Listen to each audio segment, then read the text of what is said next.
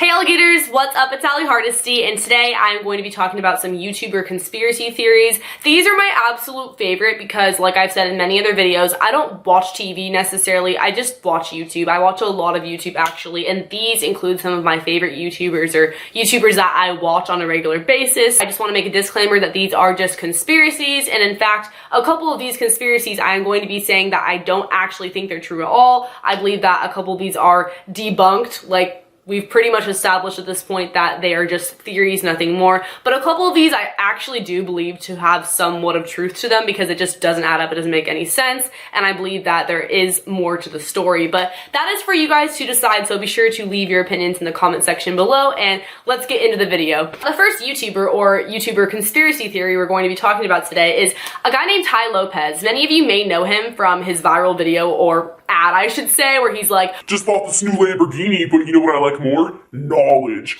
That ad went everywhere. It blew up. There are so many parodies out there making fun of it. So many of you guys probably know him from that. But other than that, he's famous for being an entrepreneur, millionaire, success. He's pretty young. I think he's like in his early 30s. I actually know him in real life, so that may or may not be a story time one day. But back to the point, he blew up. A big reason for that being his ads. And the reason why his ads blew up so much, other than the fact that they're super cringy and like easy to make fun of, no hate to him at all, I just like, you have to admit they're hilarious, and he knows that and he markets off of it, is the fact that he bought $16 million worth of views in ad space, which means you are paying to have your ads on people's videos. That is where the conspiracy comes into play. Who in their right mind buys that much worth of ads? So he did that, which obviously attracted him a lot of subscribers, but the question is, what was his real motive for doing so? A lot of people say that that's because his 67-step program is a scam and he wanted to give it more credibility by giving his channel more views, especially with that ad on his channel. Again, I'm not saying that he did anything wrong by buying this much ad space, I'm just saying,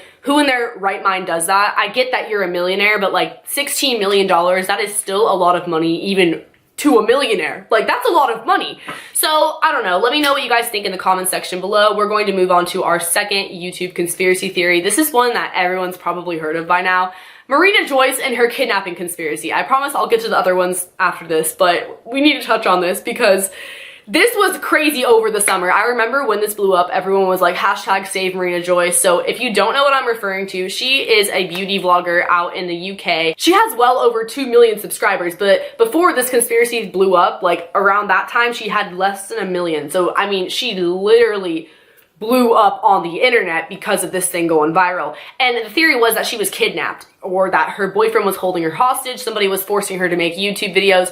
It sounds insane, like when you first hear about it, you're like, there's no way this is real. But there was a lot of evidence to back this up, including subliminal messages in her YouTube videos. People were saying that she started to act different on camera, almost like her content was forced or somebody was making her film these videos. Just not really herself, like she wasn't all there. Also, in some of her videos, you could hear somebody or her whisper help, and she was doing sign language, which I can't do sign language, obviously, which were indicating different things. Like, for example, she was telling people to come to her meetup in a really sketchy part of the United Kingdom, and then it was at 6:30 in the morning, and then in the video she was signing like not to go. And then on Twitter she was saying things like, hope everyone likes pancakes, aka help, like the capital H in hope, the capital E in everyone. You get the idea. Just a lot of things like that, and we're like, girl, are you trying to get us to call the police? Like, I don't know. The police actually ended up going to her house and she appeared to be fine, but people were still saying that ISIS had abducted her, that the police were lying. And then in her tweets, it was really confusing because she would like people's tweets where they were like, if you're not okay, like this tweet. A lot of people think that this was a publicity stunt. She claims that it was a publicity stunt done by her viewers, that just one thing led to another and it got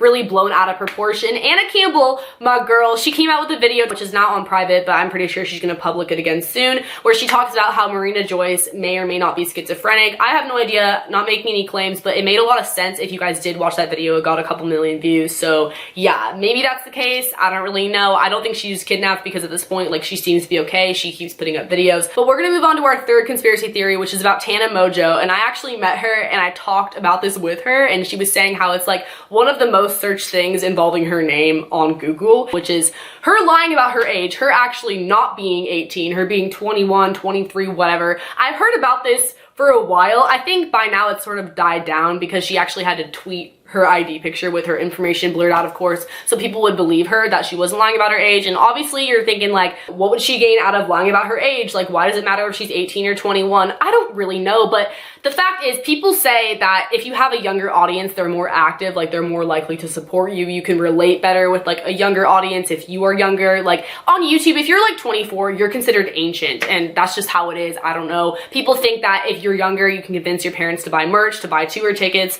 and you're just more active on fan pages and things like that. I do have a lot of younger viewers. I mean, I call you guys my alligators for Pete's sake. So I remember in the beginning, I was getting a lot more active on Instagram than like other YouTubers, so to speak, just because of that. So like, I kind of see how that would be a thing, you know, but like, I think her audience is like really widespread at this point. But anyways, people think that she lies about her age for a few reasons. For example, she graduated online school. Like she didn't graduate with her class. Like she graduated early online school. And some people are like, oh yeah, show us the receipts. Like, did you really graduate online school? Like, that's not adding up. You might have just graduated the year before and you're lying about what class you were in. So that's one reason why people think that she's actually like 21 or older. Another reason is that she participates in raving, that she goes to a lot of raves, and raves are so much fun. A lot of the lit raves, they're like 18 plus. EDC, for example, I believe Coachella might be, maybe not, but either way, she's been to 18 plus raves, like she has been, and she turned 18 over the summer, and she was doing that like long before she turned 18. She claims that it's because she has connections, which I'm sure she does, and on top of that, I mean, everyone has fake IDs, like, let's be real. I have been to raves. It's so easy to get in if you're not 18, like, that's just how it is. I didn't go to raves until I was 18, but still. Another reason why people say that she's lying about her age is the fact that she said she's been working since she was 14. And she's cleared this up by now, saying that she had a work permit. That's why she did that. But people were saying like, oh, actually in the state of blah, blah, blah, you can't work until you're this age, or you can't work that many hours until you're this age. And just people trying to basically prove her wrong with the law, because it obviously isn't common for people to work that young. Like, I don't know, at least in America, I feel like people don't work until they're like 16-ish, unless it's like a family business or babysitting, things like that. But she was working at PacSun. So yeah, that's sort of debunking that theory that she actually is how old she says she is, which is 18 years old. We're gonna move on to our fourth conspiracy theory, which is about Fousey Tube. I don't know if I just pronounced that right or not. Fousey Tube. He's a prank channel on YouTube. He's really popular. He has like, I don't know, 9 million subscribers or something insane like that. But anyways, this happened early 2016. You guys probably know what I'm going to talk about. And obviously this conspiracy has been debunked at this point, but there's like more to it I just want to add. Many of you guys may remember when Rice Gum punched him in the face and that video went viral, and then he came out saying that it was a publicity stunt. He says that the motive behind him doing that, because they were in on it together, like they planned that whole thing out and they like were collabing together in a way to like do that, was because he wanted to make a statement saying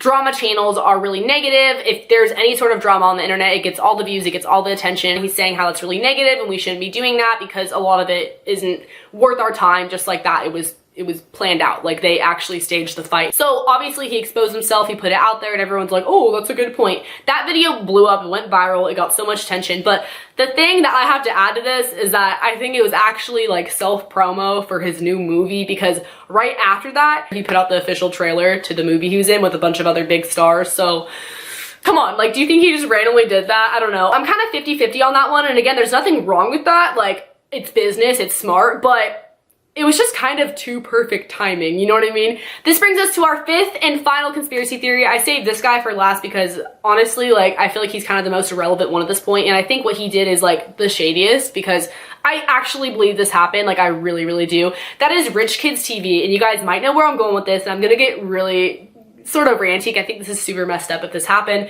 but again, it's all speculation, like who really knows? Basically, this guy, this prankster on YouTube, he said that he was holding a raffle, kind of like a giveaway, but basically you buy tickets to enter the raffle, and like you know what a raffle is, right? Through a PayPal link, mind you, like kind of sketchy. Each ticket that you bought was $1, and it all accumulated to be around $100,000. That's like what people are estimating at this point. He did actually include a picture where it was like $62,000 or $63,000 at that point, and then the raffle went on for like another 11 days, and he was trying to reach $100,000, which he most likely did. After announcing the raffle, he later came out with a video saying that legally he had to give 10% to charity. So he was like, all right guys, we're gonna give 10% to charity, and then the 90% goes to the winner of the raffle. And he was saying that it was for like a Live Your Dream Foundation. He was really like about the charity. He didn't go into too much detail, so like, who really knows, right? Then he came out with another video saying that he was going to give 90% to charity and 10% to the winner of the raffle, which was never really publicly announced, by the way. Like, who actually won that money? I couldn't tell you. But then in that video, he refers to it as my Live Your Dream Foundation. Like, kind of switched it up there because it was going to him. Like, it was going to him. Again, this is all allegedly. I honestly don't know. I just really find this one to be really ironic how it adds up. So he switched the percentage from 10% to 90%. Then there was no known winner. And just to top it all off, he buys a brand new red Corvette. Is posting pictures in it, making videos in it. Like, where did you get that money though? You know, that one kind of speaks for itself. So let me know what you guys think in the comment section below. If you guys want more conspiracy theories, be sure to give this one a thumbs up. That way I know to make more. Like, the videos with hella thumbs ups, like, I make more of them. And a lot of the time it's story times, but sometimes it's other videos too. So like, let me know because these were a lot of fun and I've been wanting to film this forever. Don't forget to subscribe to my channel and hit the notification bell below. That way you get notifications. Like, it kind of speaks for itself. Also, if you want to follow my social media, I'm really active, so you can go ahead and do that. I follow back sometimes and I like your guys' pictures and things like that, and it's just fun. So if you want to do that, I will see you guys next time. Later, alligators. Bye.